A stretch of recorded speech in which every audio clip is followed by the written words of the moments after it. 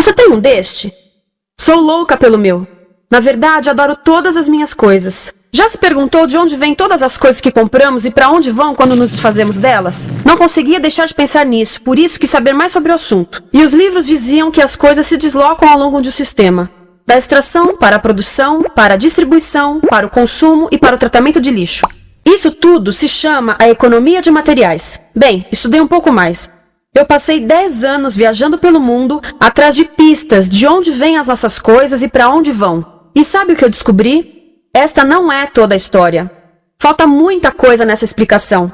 Em primeiro lugar, neste sistema parece que está tudo bem, sem problemas. Mas, na verdade, é um sistema em crise, porque trata-se de um sistema linear. E nós vivemos num planeta finito. E não se pode gerir um sistema linear num planeta finito indefinidamente. Uma das coisas mais importantes em falta são as pessoas. Sim, pessoas. As pessoas vivem e trabalham em todas as etapas desse sistema, onde algumas são um pouco mais importantes que outras. Algumas têm maior poder de decisão. Quem são elas? Comecemos pelo governo. Depois vem as corporações. O que leva as corporações a parecerem maiores que o governo é porque elas são maiores que o governo. Atualmente, entre as 100 maiores economias da Terra, 51 são corporações.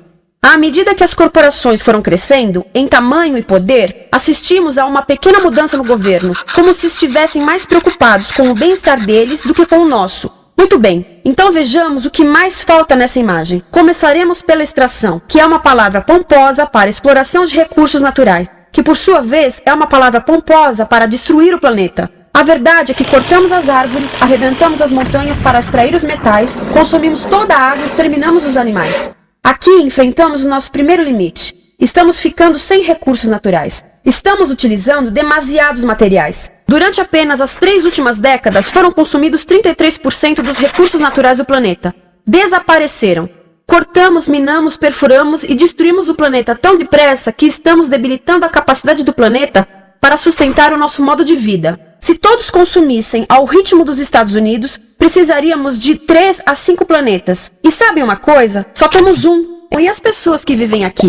Bem, de acordo com esses sujeitos, eles não são donos desses recursos. Mesmo que vivam lá há gerações. Não são donos dos meios de produção, nem compram muitas coisas. Nesse sistema, quem não possui nem compra muitas coisas, não tem valor. A seguir, as matérias-primas seguem para a produção, onde utilizamos energia para misturar químicos tóxicos com recursos naturais para produzir produtos contaminados com tóxicos. As pessoas que mais sofrem com esses produtos químicos são os trabalhadores das fábricas. Muitos são mulheres em idade reprodutiva que trabalham com toxinas que afetam a gestação, carcinogênicos e muito mais. Essa é uma das maravilhas desse sistema. A erosão dos ecossistemas e economias locais, aqui, garante um fluxo constante de pessoas sem alternativas. No mundo, há 200 mil pessoas por dia se deslocando de ambientes que as sustentaram ao longo de gerações para cidades, onde muitas vivem em bairros de lata, à procura de emprego, por mais tóxico que seja. Não só os recursos são desperdiçados ao longo desse sistema, mas também pessoas, comunidades inteiras são desfeitas. E o que acontece depois de todos os recursos naturais serem transformados em produtos? Passam por aqui, para a distribuição, o que significa vender todo o lixo contaminado com toxinas o mais rápido possível. Aqui, o objetivo é manter os preços baixos, com as pessoas comprando os produtos em constante movimento. Como eles mantêm os preços baixos? Pagam salários baixos aos trabalhadores das lojas e restringem o acesso aos seguros de saúde sempre que podem. Tudo se resume em exteriorizar os custos. O verdadeiro custo da produção não se reflete no preço. Em outras palavras, não pagamos aquilo que compramos. Outro dia estive pensando nisto. Ia a caminho do trabalho e queria ouvir as notícias. Por isso entrei numa loja para comprar um rádio. Encontrei um pequeno rádio verde engraçado que custava $4,99. Na fila do caixa pensei, como $4,99 podem refletir o custo da produção e transporte desse rádio até ele chegar nas minhas mãos? O metal deve ter sido extraído na África do Sul. O petróleo provavelmente do Iraque. O plástico produzido na China e talvez montado por uma criança de 15 anos numa fábrica do México. $4,99 não paga nem o aluguel do espaço ocupado na prateleira, nem parte do salário do empregado que me atendeu, ou as viagens de navio e caminhão que o rádio fez. Foi assim que eu percebi que eu não paguei o valor do rádio. Então, quem pagou? Estas pessoas pagaram com a perda do espaço dos seus recursos naturais. Estas pagaram com a perda do ar puro. Estas pessoas pagaram por não ter direito ao seguro de saúde. Ao longo desse sistema, pessoas contribuíram para que eu comprasse o rádio por $4,99. Mas essas contribuições não são registradas por nenhum contabilista. E isso nos leva à seta dourada do consumo. O coração do sistema, o motor que impulsiona. É tão importante proteger esta seta que se tornou prioridade daqueles dois sujeitos. É por isso que após o 11 de setembro, quando nosso país estava em choque, o presidente Bush poderia ter sugerido fazer luto, rezar, ter esperança, mas não, ele disse para fazermos compras. Compras! Nos tornamos uma nação de consumidores. Nosso valor é medido e demonstrado pelo quanto contribuímos para esta seta. Quanto consumimos. Não é isso que fazemos? Compramos, compramos, compramos. Manter os produtos circulando. E como circulam?